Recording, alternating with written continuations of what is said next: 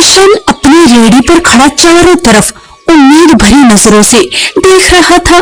उसे विश्वास था कि कोई ना कोई ग्राहक जरूर आएगा जो उसके गर्मा गर्म आलू के पराठों का स्वाद चखेगा। लेकिन काफी देर बीत जाने के बाद भी उसकी रेडी पर कोई नहीं आया। किशन गरीब था। वो रोज बाजार में अपनी छोटी सी रेडी लगाकर स्वादिष्ट आलू के पराठे बेचता था और उसी से अपने घर का गुजारा करता था। हमेशा की तरह आज भी वो सुबह से ग्राहकों का इंतजार कर रहा था। ठंडी ठंडी हवाएं चल रही थी। मौसम बड़ा सुहाना हो गया था। किशन ने एक लंबी सांस ली और धीरे से बोला, आज तो मौसम कितना अच्छा हो गया है। ऐसे मौसम में तो लोगों को गर्मा गर्म आलू के पराठे खाने का मन जरूर करेगा, लेकिन पता नहीं कोई ग्राहक क्यों नहीं आ रहा।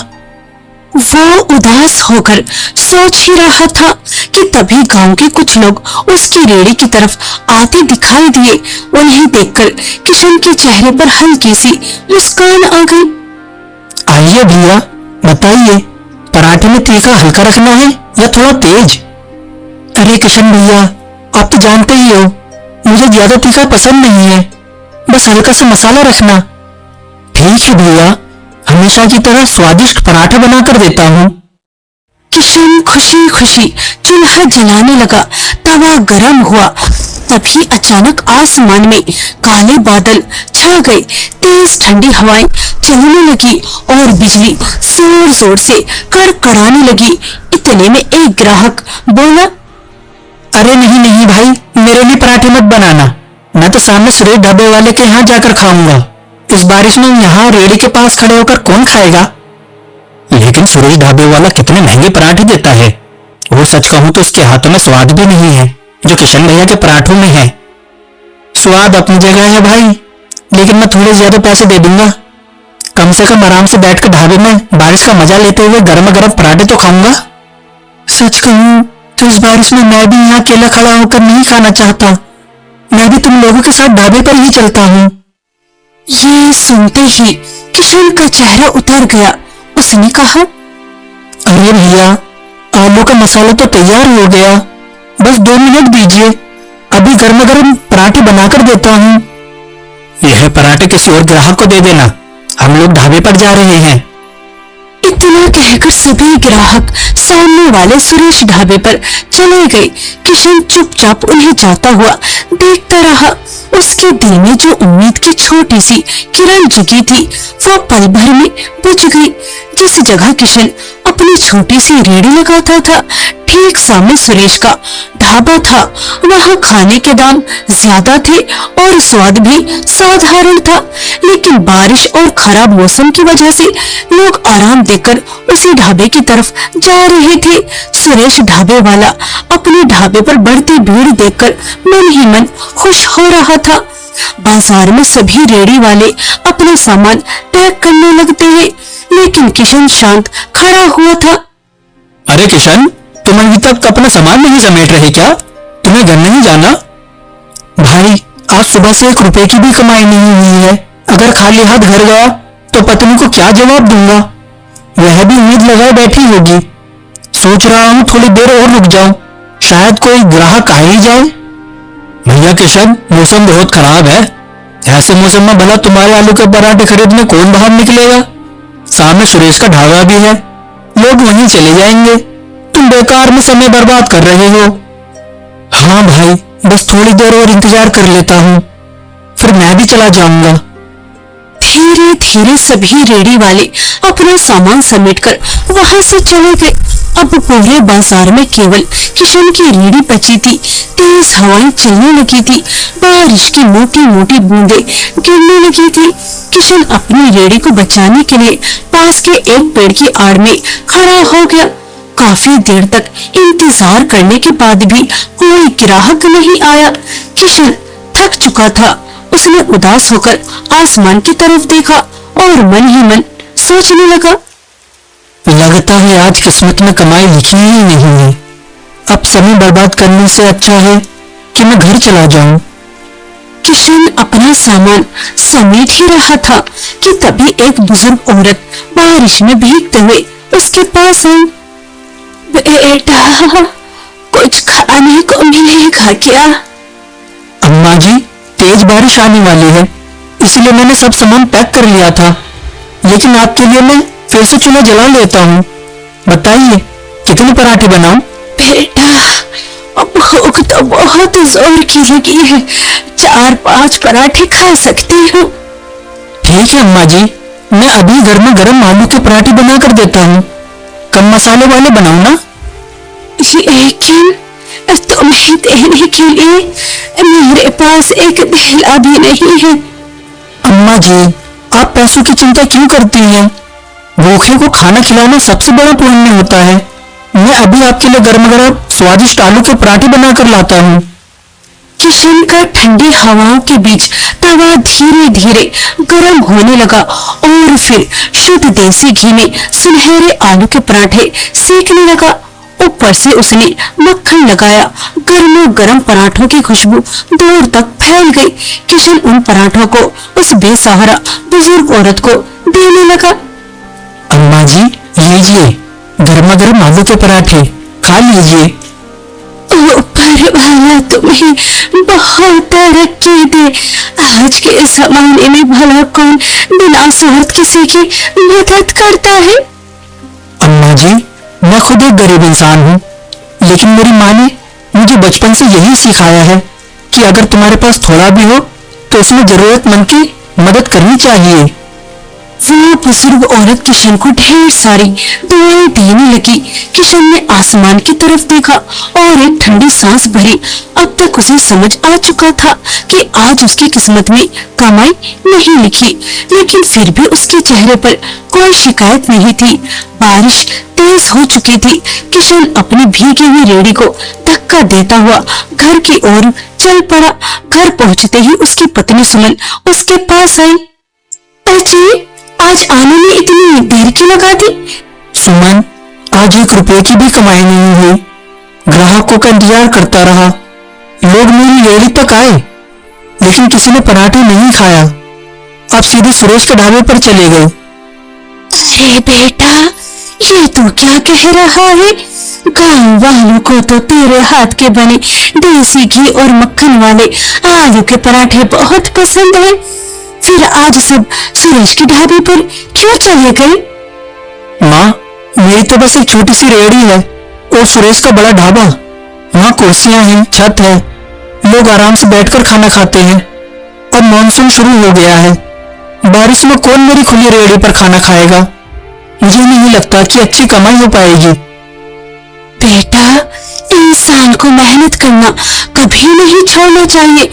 तू अपनी जान लगाकर मेहनत करता है, बाकी जो किस्मत में लिखा है वही मिलेगा। लेकिन मेहनत करने वाला इंसान कभी हारता नहीं। मैंने सोचा था कि इस मानसून में चौपाल पर एक छोटी सी पक्की दुकान ले लूंगा और अपने आलू का पराठे का व्यापार बढ़ाऊंगा, लेकिन लगता है इस साल भी यही रेहड़ी धकेलनी पड़ेगी। किशन परेशान था। मानसून का मौसम शुरू हो चुका था और लगातार बारिश की वजह से उसकी रेहड़ी पर ग्राहक बहुत कम आने लगे थे। उसे चिंता सताने लगी थी। आखिरकार वो अपनी पत्नी और माँ का ख्याल कैसे रखेगा? अगली सुबह किशन फिर एक नई उम्मीद के साथ उठा। अपनी आलू पराठे वाली रेहड़ी लेकर बाजार की तरफ निकल पड़ा। बाजार पहुंचकर उसने अपनी रेहड़ी लगाई और ग्राहकों के आने का इंतजार करने लगा। कुछ देर बाद 2 ग्राहक उसकी रेहड़ी के पास आए। किशन भैया, गरम गरम तो चटपटे आलू के पराठे लगा दीजिए, और हाँ, चटनी थोड़ी ज्यादा देना, आपकी चटनी बहुत स्वादिष्ट होती है। बस 5 मिनट दीजिए। किशन तुरंत काम में लग गया। थोड़ी ही देर में उसने घी में सने हुए गर्मा गर्म पराठे चटनी के साथ ग्राहकों को परोस दिए। उसी समय शहर से आए 2 अमीर आदमी वहां पहुंचे। उन्होंने महंगे सूट बूट पहन रखे थे। उन्हें देखकर पास में ढाबा चलाने वाला सुरेश जोर से आवाज लगाने लगा। अरे भाई साहब, इस छोटी सी रेहड़ी पर खड़े होकर पराठे खाना आपको शोभा नहीं देता। आइए मेरे ढाबे पर, आराम से बैठकर बढ़िया खाना मिलेगा। भाई, जब आपके ढाबे पर ग्राहक आते हैं तब मैं उन्हें अपनी रेहड़ी पर नहीं बुलाता, फिर आप मेरे ग्राहकों को क्यों बुला रहे हो? अरे किशन, यह शहर के बड़े लोग हैं। अगर तेरी रेहड़ी के पराठे खाएंगे तो हमारे गांव का नाम खराब होगा। इन्हें मेरे ढाबे पर आने दो। सुरेश भाई, ग्राहक को रोकने वाले न आप और न मैं। यह उनकी अपनी मर्जी है कि उन्हें कहाँ खाना पसंद है। मेरी नाक दूर से ही खाने की खुशबू पहचान लेती है। तुम्हारे पराठों की खुशबू ही बता रही है कि स्वाद भी लाजवाब होगा। 2 पराठे मेरे लिए और 2 मेरे दोस्त के लिए। जल्दी से बना दो। ये सुनकर किशन के चेहरे पर हल्की सी मुस्कान आ गई। कुछ ही देर में किशन ने गर्मा गर्म आलू के पराठे चटनी और रायते के साथ उन दोनों के सामने परोस दिए। वाह भैया, ये आलू के पराठे तो कमाल के हैं। इतने स्वादिष्ट पराठे तो मैंने बड़े बड़े महंगे रेस्टोरेंट में भी नहीं खाए। एक पराठा और खिलाइए और कुछ घर के लिए भी पैक कर दीजिए। धन्यवाद साहब, लेकिन असली स्वाद मेरे हाथों में नहीं, हमारी ईमानदारी में है। इन पराठों में जो मसाले पड़ते हैं वो बिल्कुल शुद्ध होते हैं। मेरी माँ और पत्नी अपने हाथों से सब तैयार करती हैं। हम खाने में कभी भी मिलावट नहीं करते। बस इसी ईमानदारी और मेहनत को कभी मत छोड़ना। याद रखना, मेहनत और सच्चाई इंसान को एक दिन बहुत ऊंचे जरूर ले जाती है। अच्छा, कितने पैसे हुए? साहब, पूरे 200 रुपये हुए। वो शहरी व्यक्ति जैसे ही जेब से अपना वॉलेट निकालने लगा, उसका चेहरा अचानक उतर गया। अरे यह क्या? भैया माफ करना, लगता है मेरा वॉलेट कहीं गिर गया है। मेरे पास तो अभी पैसे देने के लिए नहीं है और मैंने बिना सोचे समझे इतने पराठे खा लिए। कोई बात नहीं साहब, जब दोबारा इस गांव में आना हो तब दे देना। वो अमीर व्यक्ति किशन को धन्यवाद कहकर वहां से चला गया। समय बीतता गया। कुछ दिनों बाद फिर एक बरसाती शाम आई। आसमान में काले बादल छाए हुए थे। बिजली जोर जोर से चमक रही थी और हल्की बूंदाबांदी शुरू हो चुकी थी। किशन अपनी रेहड़ी के पास खड़ा सोच रहा था कि शायद आज भी कमाई नहीं होगी। तभी दूर से एक बड़ी चमचमाती गाड़ी आकर रुकी। गाड़ी से वही शहरी व्यक्ति उतरा। उस दिन आपने एक अनजान मुसाफिर पर भरोसा किया था, बिना पैसे लिए उससे पेट भर खाना खिलाया था। आज मैं सिर्फ आपके पैसे लौटाने नहीं आया, आज आपके पास जितने भी पराठे बनाने की सामग्री है सबके पराठे बना दीजिए। मुझे सारे पराठे चाहिए।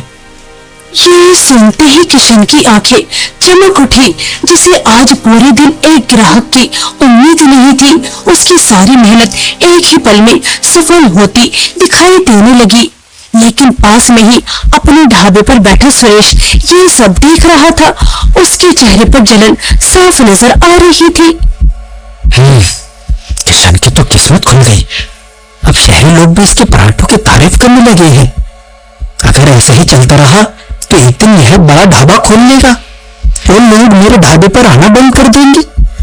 रामू, रामू, जरा इधर आ। सुरेश अपने ढाबे पर काम करने वाले रामू को अपने पास बुलाता है और उससे कहता है, अभी के अभी किशन की रेहड़ी पर जाओ और ऐसा हंगामा करो कि वह शहरी आदमी यहाँ से चला जाए और दोबारा कभी किशन की रेहड़ी की तरफ देखने भी ना आए। यह काम आपको मुझसे नहीं मालिक किसी और से करवाना चाहिए। अगर किशन ने मुझे पहचान लिया तो वह सबको सच बता देगा। तेरी बात में दम तो है। चल ठीक है, यह काम किसी और से करवाता हूँ। दरअसल सुरेश अंदर ही अंदर जल रहा था। अब तक बाजार में सबसे ज्यादा ग्राहक उसी के ढाबे पर आते थे, लेकिन पिछले कुछ दिनों से लोग किशन के स्वादिष्ट आलू के पराठों की तारीफ करने लगे थे। शहर से आए लोग भी उसके पराठों की ही प्रशंसा कर रहे थे। ये सब देखकर सुरेश के मन में ईर्ष्या भर गई थी। एक दिन उसने अपनी जुनून में आकर एक भाड़े के आदमी को किशन की रेहड़ी पर भेज दिया। किशन हमेशा की तरह मुस्कुराया। उसने साफ हाथों से गर्मा गर्म आलू के पराठे बनाए और सुरेश के भेजे हुए आदमी को पराठे खाने को दिए। और कुछ ही देर बाद अचानक वो जोर जोर से चिल्लाने लगा, अरे यह कैसे पराठे बनाए हैं तुमने? बिल्कुल भी स्वादिष्ट नहीं है। इन्हें खाते ही मेरे पेट में दर्द शुरू हो गया है। लगता है तुम गंदगी से खाना बनाते हो। और मसाले भी नकली इस्तेमाल करते हो। नहीं भाई साहब, ऐसा मत कहिए। मैं बहुत साफ सफाई से खाना बनाता हूँ। देखिए, मेरी रेहड़ी बिल्कुल साफ है और मसाले तो मेरी माँ और पत्नी अपने हाथों से घर में तैयार करती हैं। उनमें रत्ती भर भी मिलावट नहीं होती। तो क्या मैं झूठ बोल रहा हूँ? जरूर तुम्हारे पराठों में मिलावट है, तभी तो मेरी तबीयत खराब हो गई है। अरे गांव वालों, इसके आलू के पराठे मत खाना, नहीं तो तुम भी बीमार पड़ जाओगे। किशन भाई, 2 पैसे ज्यादा कमाने लगे तो तुमने बेईमानी शुरू कर दी। मसालों में भी मिलावट करने लगे। गांव वाले तुम पर भरोसा करके खाना खाते हैं और तुम उन्हीं के साथ धोखा कर रहे हो। सुरेश भाई, मैं भूखा रह लूंगा, लेकिन बेईमानी का 1 रुपया भी नहीं कमाऊंगा। मेरे आलू के पराठे में रत्ती भर भी मिलावट नहीं है। मैं हमेशा साफ सफाई और ईमानदारी का ध्यान रखता हूँ। लेकिन सुरेश और उसका भेजा हुआ आदमी लगातार हंगामा करते रहे। उनकी बातें सुनकर ग्राहक आपस में बातें करने लगे। क्या पता सच में मिलावट हो? अगर पराठे खाकर हमारी तबीयत खराब हो गई तो? धीरे धीरे सभी ग्राहक वहां से हटने लगे। किशन बार बार लोगों को समझाता रहा, लेकिन उस समय कोई उसकी बात सुनने को तैयार नहीं था। अपनी मेहनत और ईमानदारी पर झूठा आरोप लगता देखकर किशन का दिल टूट गया। शाम को उदास होकर वो घर लौटता है। अरे बेटा, तू गांव वालों की बातों की इतनी चिंता क्यों करता है? वो शहरी बाबू, क्या नाम है उसका, विजय, वो तो हर हफ्ते तेरी रेहड़ी से सारे पराठे खरीद कर ले जाता है। इस मानसून में उसी के भरोसे हमारा गुजारा हो जाएगा। माँ, मेरे पराठों में मिलावट की बात पूरे गांव में आग की तरह फैल चुकी है। आपको क्या लगता है, जब विजय बाबू यह सब सुनेंगे तो वह मेरे पराठे खरीदेंगे? नहीं माँ, अब कोई मुझ पर भरोसा नहीं करेगा। बेटा, सच कभी छुपता नहीं। हमने कोई बेईमानी नहीं की, हमारे मसाले शुद्ध हैं। एक दिन गांव वालों को ये बात जरूर समझ आएगी कि तूने कभी कोई बेईमानी नहीं की, तू ईमानदार है। सुमन और कावेरी किशन को हिम्मत देती रही। अगले दिन किशन फिर एक नई उम्मीद और हल्की सी मुस्कान के साथ बाजार में अपनी रेहड़ी लगाता है। वो ग्राहकों के आने का इंतजार करने लगता है। तभी सुरेश ताना मारते हुए कहता है, अब यहाँ बैठकर मक्खियां मारने से कोई फायदा नहीं है किशन। तेरे पास अब कोई ग्राहक नहीं आने वाला। किशन चुपचाप उदास होकर बैठ जाता है, जबकि सुरेश मन ही मन मुस्कुरा रहा होता है। कुछ देर बाद अचानक एक चमचमाती महंगी कार आकर किशन की रेहड़ी के सामने रुकती है। कार से वही अमीर शहरी व्यक्ति विजय उतरता है। किशन तुरंत खड़ा हो जाता है। साहब, आप गांव वालों की बात पर विश्वास मत कीजिए। मेरे मसाले बिल्कुल शुद्ध हैं। मैं पूरी ईमानदारी से काम करता हूँ। मेरे आलू के पराठे में कोई मिलावट नहीं है। एक बार फिर से खाकर देखिए, यही सब झूठी अफवाह है। किशन, मैं किसी की बातों में आने वालों में से नहीं हूँ। तुम्हारे आलू के पराठे सच में बहुत स्वादिष्ट हैं। तुम्हारे हाथों में अलग ही स्वाद है, लेकिन उससे भी ज्यादा मुझे तुम्हारी ईमानदारी और सच्चाई पसंद आई, इसलिए मैं तुम्हारे साथ काम करना चाहता हूँ। साहब, मैं कुछ समझा नहीं। आप मेरे साथ कैसा काम करना चाहते हैं? मैं बहुत समय से अपना व्यापार शुरू करने के बारे में सोच रहा था। हाईवे पर मेरी एक जमीन पड़ी है। हम वहां एक ढाबा खोलेंगे, खास तौर पर आलू के पराठे और अदरक वाली कड़क चाय का। पैसा और जमीन मेरी होगी और स्वादिष्ट आलू के पराठे तुम बना कर दोगे। किशन ये सुनकर बहुत खुश हो गया। उसे अपनी किस्मत पर विश्वास ही नहीं हो रहा था। घर पहुंचकर उसने सारी बात अपनी पत्नी और माँ को बताई। मैं कहती थी ना बेटा, ऊपर वाले के घर देर है लेकिन अंधेर नहीं। माँ, हम हमेशा उसी भरोसे और ईमानदारी के साथ काम करेंगे जैसा अब तक करते आए हैं। कभी खाने में मिलावट नहीं करेंगे और हमेशा प्यार से लोगों को खिलाएंगे, क्योंकि खाना सिर्फ पेट भरने के लिए नहीं होता, उसमें इंसान का प्यार और मेहनत भी होती है। धीरे धीरे दिन गुजरने लगे और हाईवे पर किशन का आलू पराठे वाला ढाबा बहुत मशहूर हो गया। उसके अच्छे दिन शुरू हो चुके थे। किशन को उसकी अच्छाई और ईमानदारी का फल मिल रहा था। वो अब एक खुशहाली जिंदगी जी रहा था। लेकिन दूसरी तरफ सुरेश के ढाबे की हालत बहुत खराब हो चुकी थी। वो दिन भर खाली बैठा मक्खियां मारता रहता था। अब तो ग्राहकों ने हमें बिल्कुल ही बंद कर दिया। कोई मुझसे कुछ खरीदने ही नहीं आता। तभी वहाँ एक बूढ़ा व्यक्ति आया और उससे बोला, सुरेश, यह सब उसी का परिणाम है जो तुमने किशन के साथ किया था। तुमने उस पर झूठा इल्जाम लगाकर पूरे गांव में उसकी बदनामी की थी। किशन के आलू के पराठे इतने स्वादिष्ट होते हैं कि दूर दूर से खाने आते हैं सभी लोग, और तुम्हारे ढाबे की तरफ कोई देखता भी नहीं है। उसे उसकी सच्चाई और मेहनत का फल मिल रहा है। गांव वालों को भी सच पता चल चुका था। उन्हें समझ आ गया था कि किशन के आलू के पराठे में कभी कोई मिलावट नहीं थी। वो हमेशा ईमानदारी से काम करता था। असली मिलावट और बेईमानी तो सुरेश करता था। गांव वालों ने भी सुरेश को उसकी गलतियों की सजा दे दी थी। अब कोई उससे कुछ नहीं खरीदता था। सुरेश को अपनी गलती का एहसास हो चुका था। एक दिन वो किशन के पास गया। किशन भाई, मुझे माफ कर दो। मैंने तुम्हें सिर्फ इसलिए बदनाम किया क्योंकि मुझे डर था कि तुम मुझसे आगे न निकल जाओ।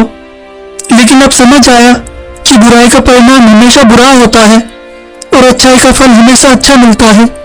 हो सके तो मुझे माफ कर देना। मुझे पूरा विश्वास था एक दिन गांव वालों को मेरी ईमानदारी और सच्चाई जरूर पता चलेगी, और मुझे यह देखकर भी अच्छा लगा कि तुम्हें अपनी गलती का एहसास हो गया है। मैंने तुम्हें माफ कर दिया है। तुमने तो मेहनत और ईमानदारी से इतनी तरक्की कर ली है, लेकिन मैं अपने बुरे कर्मों की वजह से सड़क पर आ गया हूँ। अब कोई काम धंधा भी नहीं बचा। घर की हालत बहुत खराब हो गई है। सुरेश, दुखी मत हो। अब मेरा काफी काम बढ़ गया है। अगर तुम चाहो तो मेरे साथ काम कर सकते हो। यह जानते हुए भी कि मैंने तुम्हारे साथ कितना बुरा किया, फिर भी तुम मुझे अपने यहाँ काम पर रख रहे हो। इंसान से गलती हो जाती है, लेकिन सबसे बड़ी बात यह है कि उसे अपनी गलती का एहसास हो। तुम्हें अपनी गलती समझ आ गई है, बस यही काफी है। ज्यादा मत सोचो और कल से काम पर आ जाओ। किशन की ये बात सुनकर सुरेश की आंखों में आंसू आ गए। उस दिन के बाद सुरेश ने भी ईमानदारी और मेहनत के रास्ते पर चलना शुरू कर दिया। किशन की अच्छाई और सच्चाई ने एक बुरे इंसान की जिंदगी बदल दी। इसीलिए हमें हमेशा सच्चाई और ईमानदारी के रास्ते पर चलना चाहिए, क्योंकि अच्छाई का परिणाम हमेशा अच्छा ही होता है।